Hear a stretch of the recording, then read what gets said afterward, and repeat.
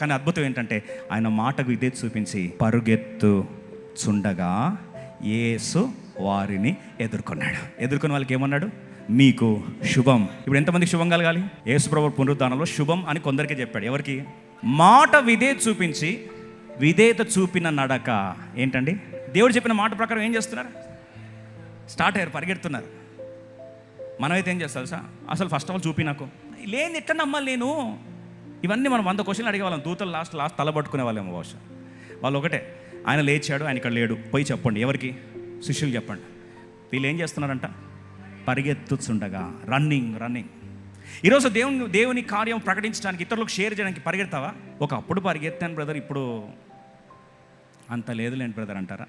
కానీ వారు మాట విని పరిగెత్తుచుండగా యేసు వారికి శుభం అన్నాడు. నా మాట చెప్తాను, దేవుని మాట విధి చూపించి కార్యం స్టార్ట్ చేయి. పునరుద్ధాన కార్యము, పునరుద్ధాన శక్తి, పునరుద్ధానుడైన దేవుడు ఖచ్చితంగా నీకు దర్శనం ఇస్తాడు, నీ కార్యం జరిగిస్తాడు. నువ్వు బలమైన పరిచర్యగా దేవుడు నిన్ను వాడుకొనుగాక.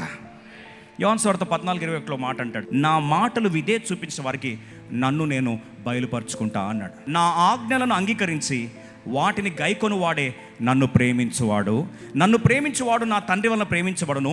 నేను వానిని ప్రేమించి వానికి నన్ను కనబరుచుకొందునని చెప్పాను. దయచేసి రండి. దేవుడు ఎవరికి కనిపిస్తాడు?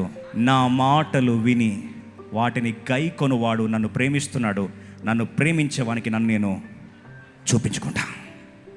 ఈరోజు ప్రభా, show me your glory, show me your revolution.